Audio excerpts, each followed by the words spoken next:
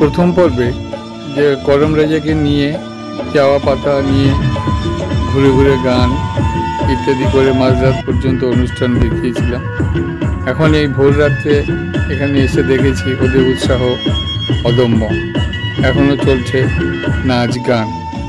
এই ফাঁকে আমরা একটু এই ট্রাইবালদের যে করম পূজা বা করম পরব এটা সম্পর্কে একটুখানি আলোচনা করি।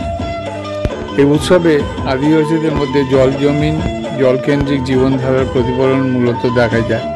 এখানে কৃষি, চাষবাস এই সমস্ত ব্যাপারগুলো মুখ্য একটা জায়গা তৈরি করেছে।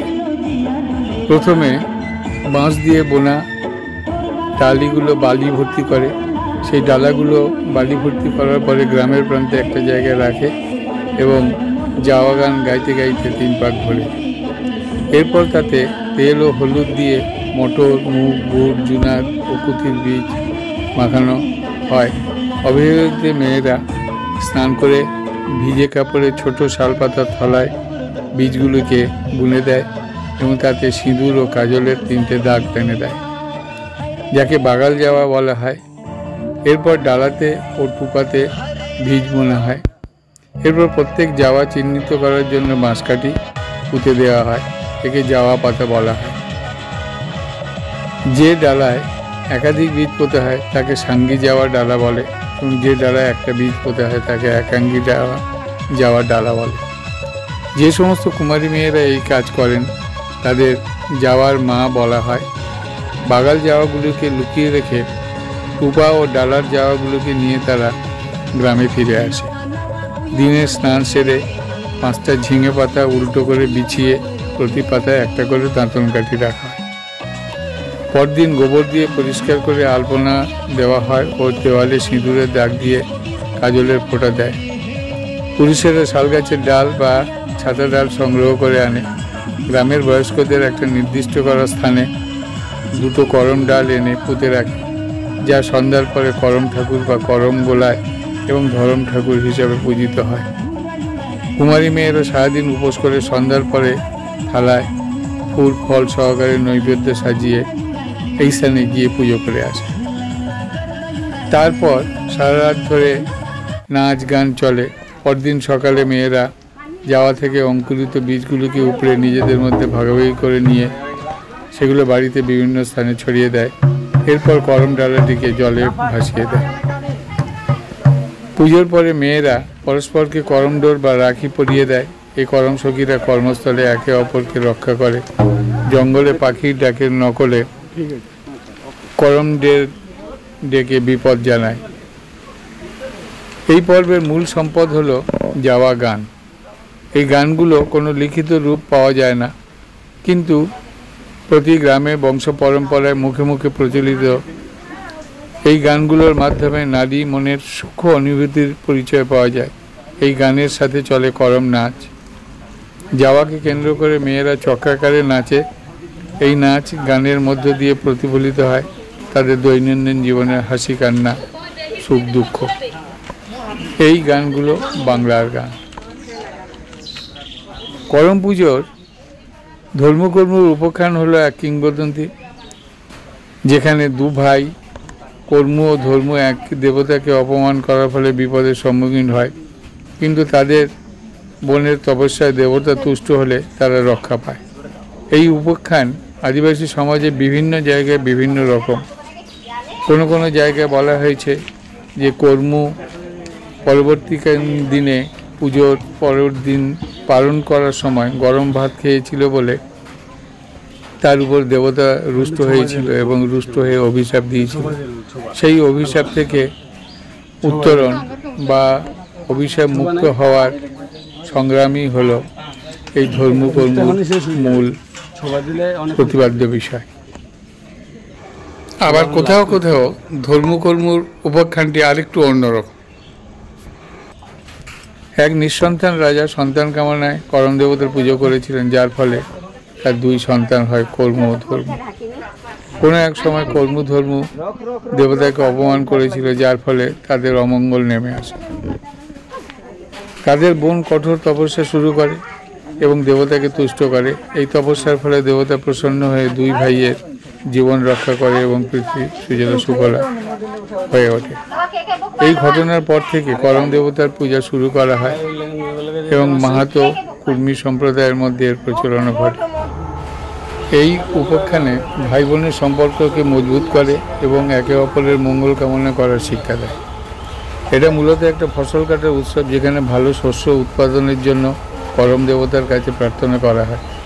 পূজার সময় করম নৃত্য পরিবেশন করা হয় এবং যাওয়া নাচ ও গীতের মাধ্যমে করম ঠাকুরকে সন্তুষ্ট করা হয়। করম রাজা তথা করম দেবতার বিসর্জনের আয়োজন চলছে।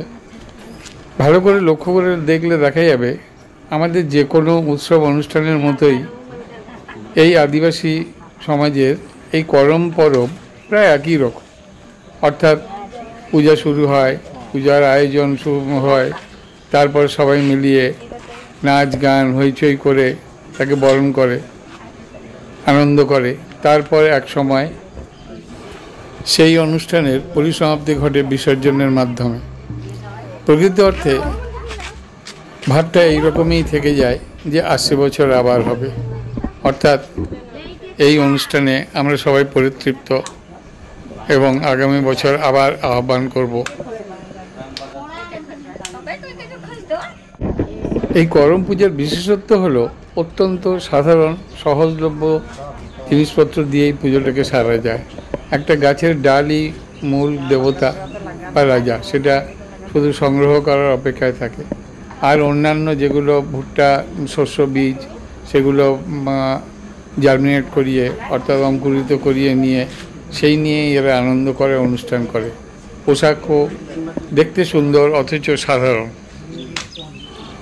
এখানে উপকরণ সাধারণ প্যান্ডেল, সাধারণ আলো, ধানসা মাদলই যথেষ্ট এবং শস্য বীজ। সব থেকে বেশি কিন্তু আসল মূলধন হলো এদের মনের আনন্দ। এরা এত বেশি ভক্তি করে এই করম দেবতাকে। সেখানেও মূল সুর একটা বাধা আছে, যে কৃষিকাজের প্রতি আগ্রহ। করম দেবতা কর্ম থেকেই এসেছে। করম দেবতা অর্থাৎ কর্মের বিকল্প কিছু নেই। সেই দেবতা অর্থাৎ কাজকর্ম করলেই মানুষ ভালো থাকতে পারে। মানুষের ভালো থাকে নিজের মনের ইচ্ছাতেই, অন্য কারো সাহায্যে নয়, সহযোগিতায়ও নয়।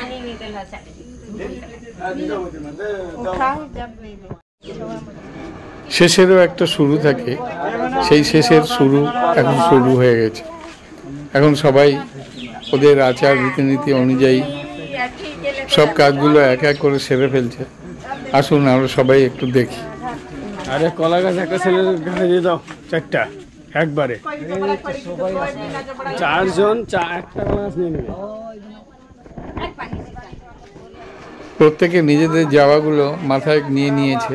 এখন এই অবস্থায় ওরা যাবে গান গাইতে গাইতে নদীর ঘাটে গিয়ে সমস্ত কলা পাতার যে বেদি আছে বা করম দেবতার বা করম রাজা সবাইকে নিয়ে গিয়ে বিসর্জন দিয়ে আসবে। তার জন্য ওরা মনে মনে প্রস্তুত। ওরা আনন্দ করে গান করতে করতে যাবে, এটা যেমন ঠিক, সেই সঙ্গে ভেসে আসে বিষাদের একটা সুর, যে করম রাজাকে আমরা 7 দিন ধরে লালন পালন করলাম, আমরা পূজা করলাম, আমাদের সঙ্গে তার কাছে আমাদের আবদার জানালাম, আমাদের দুঃখের নিরসন চাইলাম। সেই করম দেবতাকে বিসর্জন দিয়ে আসতে হচ্ছে। আবার আনন্দ যে আবার হবে, আবার সামনের বছর তোমাকে নিয়ে আসবো। বেদিতে অধিষ্ঠিত করম রাজাকে তোলার এখন অনুষ্ঠান চলছে। এটাও একটা সুন্দর অনুষ্ঠান।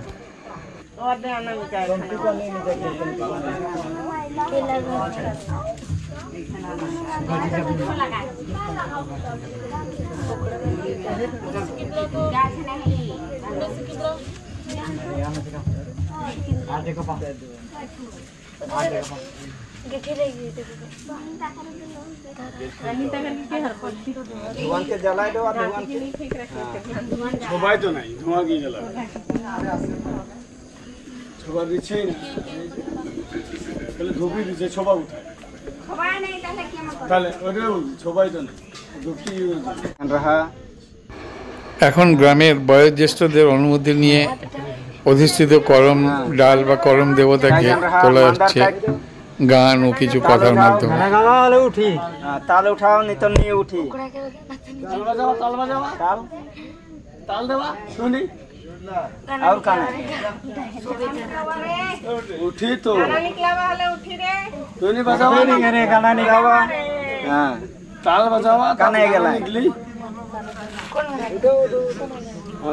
ধরে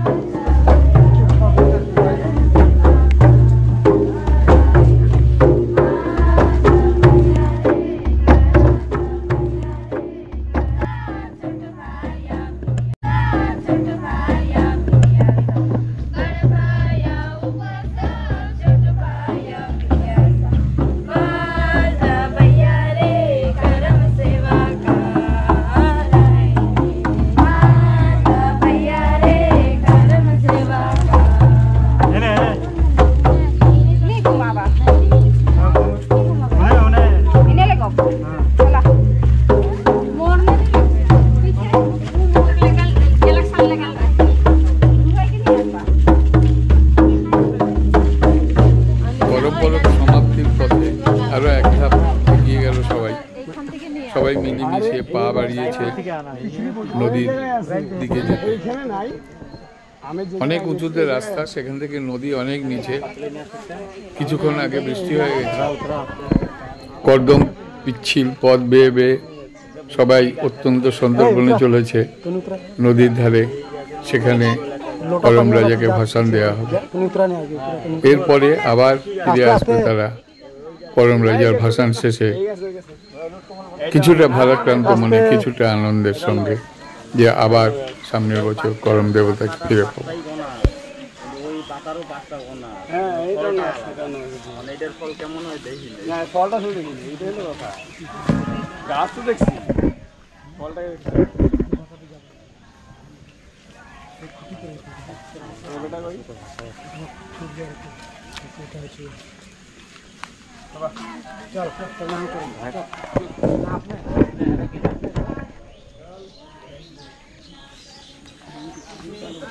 চল এ বাবা এ বাবা এ বাবা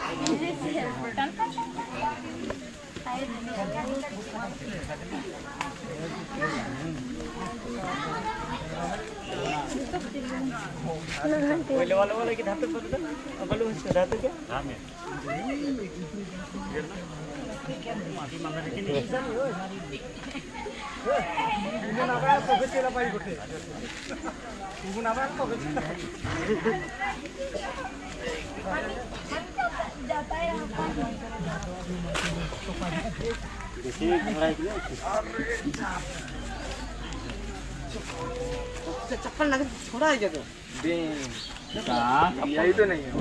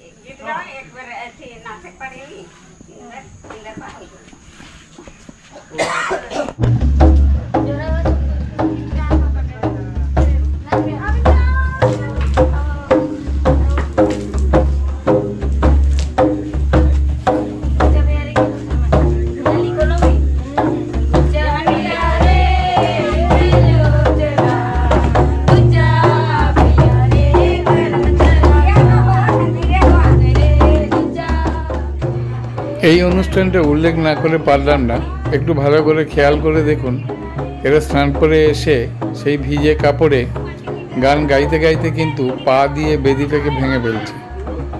এই ঘটনা আমার কাছে সম্পূর্ণ নতুন, কেননা আমরা যে সমস্ত বেদিতে পুজো করে অভ্যস্ত, সেখানে ডিমলিশ করার জন্য এভাবে পা দিয়ে ভেঙে ভেঙে ফেলার কথা ভাবতে পারি না। কিন্তু এদের রীতি এরকমই, এরা এগুলোকে এইভাবে ভেঙে ভেঙে ফেলছে। লোকাচারকে মানতেই হবে, এতে কোনো সন্দেহ নেই, বিরোধিতার কোনো জায়গা নেই। আমার একটু অন্যরকম লাগছে বলেই আমি বললাম, এবং যা লক্ষ্য করছি যে আস্তে আস্তে সমস্ত বেদিটাই এরা ভেঙে নষ্ট করে দিচ্ছে। কিন্তু আমি পরবর্তীকালে জেনেছিলাম করম পূজার বেদি পা দিয়ে ভাঙা হয় না, বরং এই পূজার অংশ হিসাবে জাওয়া বা জাওয়া ডালি অর্থাৎ শস্য চারা সমেত মাটির পাত্রটি তুলে নাড়া হয় এবং তার উপর পা দেওয়া হয়। এর মাধ্যমে জাওয়া অর্থাৎ উর্বরত শস্যকে তুলে ধরা হয়, যা পরবর্তীকালে নতুন শস্যরূপে মাটিতে রোপণ করার জন্য প্রস্তুত করা হয়। এটা মূলত প্রকৃতির প্রতি শ্রদ্ধা ও কৃতজ্ঞতা প্রকাশের একটা প্রতীকী কাজ এবং উর্বরতা ও সমৃদ্ধির প্রতীক। করম পূজা মূলত কৃষি, উর্বরতা ও সমৃদ্ধির একটা উৎসব। আদিবাসী জনগোষ্ঠীর কাছে এই উৎসবটি শস্যের উর্বরতা ও ভালো ফলনের জন্য প্রকৃতির কাছে প্রার্থনা করার একটা মাধ্যম। এই পূজায় এক ধরনের মাটির পাত্রে শস্যের চারা লাগানো হয়, যা জাওয়া বা জাওয়া ডালি নামে পরিচিত। পুজোর শেষে ভক্তরা এই জাওয়া পাত্রটি হাতে নিয়ে নাচ গান করেন এবং নাচতে নাচতে পাত্রটি তুলে নাড়াও হয়। এই সময় পাত্রটি নাড়ানো বা তুলে উপরে তার উপর পা দেওয়া হয়, যার অর্থ হলো উর্বরতা ও ভালো ফসলকে তুলে ধরা। এটা প্রকৃতির কাছ থেকে পাওয়া উর্বরতা ও ফসলকে সম্মান দেখানোর একটা প্রতীকী কাজ। এরপরে এই জাওয়া থেকে শস্যের চারা তুলে সবার মধ্যে বিতরণ করা হয়, যা নতুন ফসল রোপণ এবং উর্বরতা বৃদ্ধির প্রতীক। এই প্রক্রিয়াটি একটি ঐতিহ্যবাহী প্রথা, যা প্রকৃতি ও শস্যের প্রতি সম্মান ও কৃতজ্ঞতা প্রকাশ করে। এবং ভবিষ্যৎ ফসল ও উর্বরতার জন্য প্রার্থনা বোঝায়। হ্যাঁ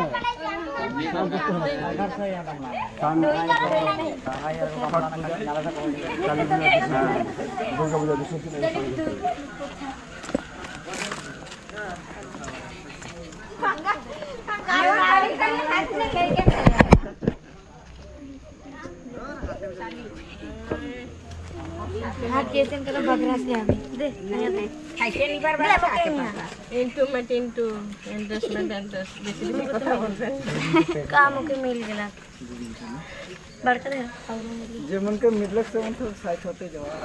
এখন সমাপ্তি অনুষ্ঠান চলছে। অ্যাকচুয়ালি ব্রতীরা যারা ছিলেন কালকে সারাদিন সারা রাত উপোস করে আছেন, এখন সবাই মিলিয়ে মিশিয়ে একটু প্রসাদ গ্রহণ করছেন। একে একে সবাই প্রসাদ গ্রহণ করার পরে আস্তে আস্তে এগিয়ে যাবেন নিজেদের বাড়ির দিকে, মনে একটা আনন্দ নিয়ে যে তাদের করম রাজার আশীর্বাদে এবছর কৃষিজ সবজি সম্পদ অনেক বৃদ্ধি পাবে। মহিতনগর মুন্ডবস্তির করম পরব 2025 সালের দেখালাম। যদি ভালো লাগে তাহলে লাইক, শেয়ার ও সাবস্ক্রাইব করতে ভুলবেন না।